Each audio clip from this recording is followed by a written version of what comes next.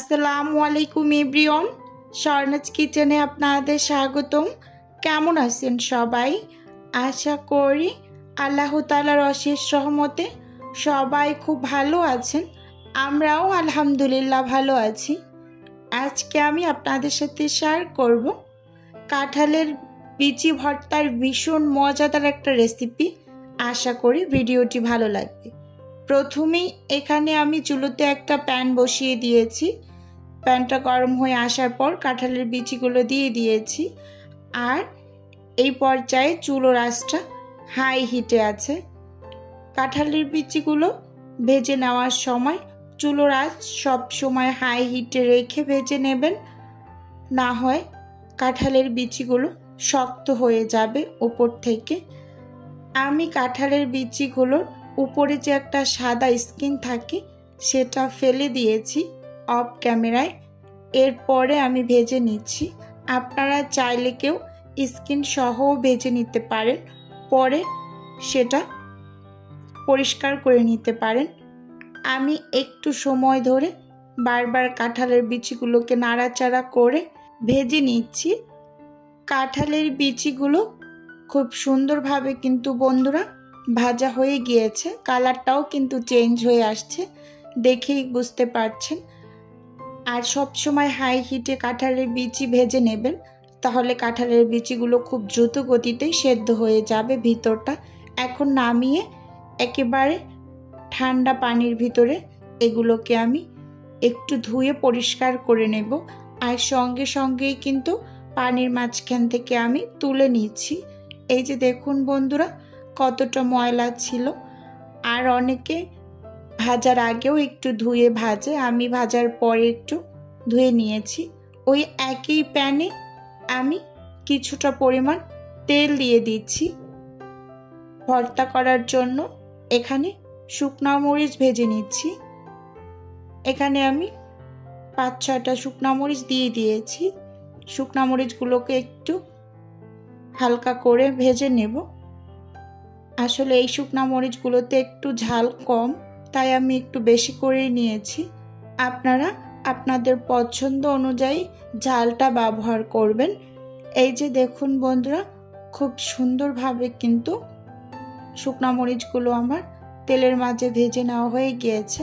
এখন আমি তুলে নিচ্ছি। ওই একই তেলে এখন আমি রসুন ভেজে নিচ্ছি। এখানে বড় সাইজের একটা রসুন আর একটা রসুনের 2-3 কোয়া হবে এরকম নিয়েছি। ভর্তায় রসুনের পরিমাণটা একটু বেশি দিলে খেতে খুব ভালো লাগে। প্রথমে আমি রসুনগুলোকে একটু ভেজে নেব, যেহেতু রসুনগুলো একটু শক্ত হয় পেঁয়াজের তুলনায়। এই যে এই পর্যায়ে আমি পেঁয়াজটা অ্যাড করে দিচ্ছি। আমি কিন্তু একটু বেশি করেই পেঁয়াজ নিয়েছি। আর সেই সাথে 4টা কাঁচামরিচ মাঝখান থেকে একটু চিড়ে দিয়ে দিয়েছি, না হয় একেবারে তেলের মাঝে দিলে ফুটে উঠতে পারে, তাই একটু মাঝখান থেকে চিড়ে দিয়েছি। আপনারাও এই কাজটা করে নেবেন। এখন নেড়ে চেড়ে এই যে সুন্দর একটা কালার করে পেঁয়াজগুলোকে ভেজে নিচ্ছি। একেবারে পেঁয়াজটা লাল লাল করে আমি একটু ভেজে নেব। এতে করে খুব সুন্দর একটা ফ্লেভার পাওয়া যাবে ভর্তা থেকে। আমি সব সময় বন্ধুরা কাঁচামরিচ, রসুন, পেঁয়াজ, মরিচ এগুলো ভেজে ভর্তা করি।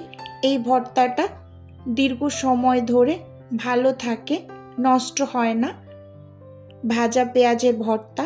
এখন নামিয়ে নেব পেঁয়াজগুলো। এখানে আমি একটা শিলপাটা নিয়ে নিয়েছি। এখন ভর্তাটা করে নিচ্ছি।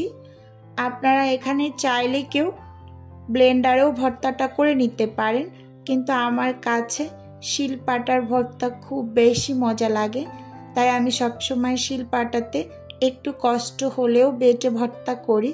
আর কাঁঠালের বিচি ভর্তা করাটা শিলপাটা একটু কষ্ট, কিন্তু খেতে ভীষণ মজার। আপনারা একবার হলেও বাসায় ট্রাই করে দেখবেন।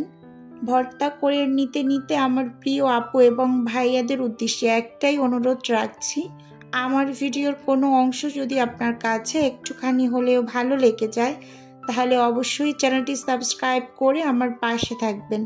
আর ভিডিওর শুরুতে একটা লাইক দিয়ে ভিডিও দেখা কন্টিনিউ করবেন। এই যে দেখুন বন্ধুরা, আমি কাঁঠালের বিচিগুলোকে 2 বার একটু পিষে নিয়েছি ভালোভাবে। এখন মরিচ দিয়ে দিলাম, এর উপর একটু লবণ দিয়ে দিয়েছি। এখন শুকনা মরিচগুলোকেও খুব সুন্দরভাবে বেটে নেব। বন্ধুরা, ভিডিওর শুরুতে একটা লাইক দিয়ে দেওয়ার কথা বলছি। অনেক আপুরাই ভিডিও দেখে চলে যায়, একটা লাইক দিতে ভুলে যায়।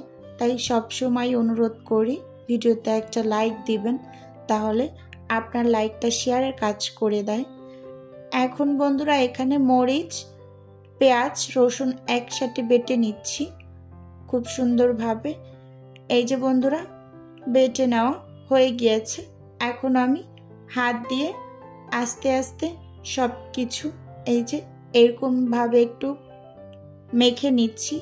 এই ভর্তাটা আসলে করতে কষ্ট, এই ভর্তাটা একটু ড্রাই টাইপের হয় তো, তাই বেটে নিতে একটু কষ্ট হয়। কিন্তু আস্তে ধীরে সময় নিয়ে যদি আপনি ভর্তাটা বেটে নেন, এটার স্বাদ অনেক অনেক গুণ বেশি আসে ব্লেন্ডারে ভর্তা থেকে।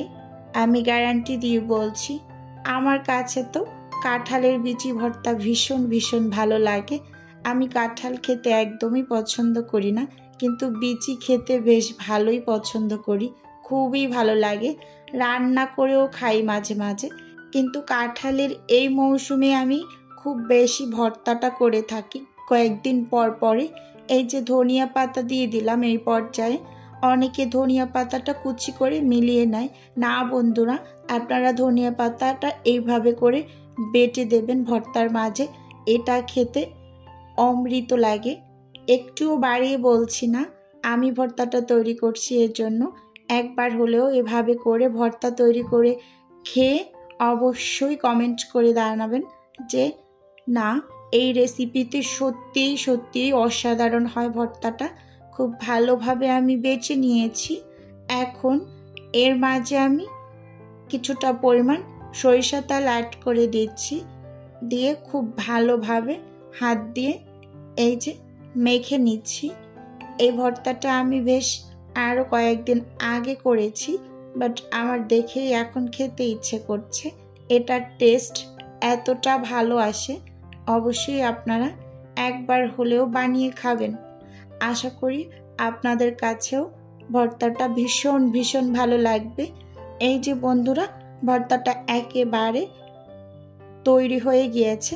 এখন আমি একটা বাটিতে এই যে সার্ভ করে নিচ্ছি। আজকের ভিডিও বন্ধুরা এই পর্যন্তই রাখছি। দেখা হবে নতুন কোনো রেসিপি।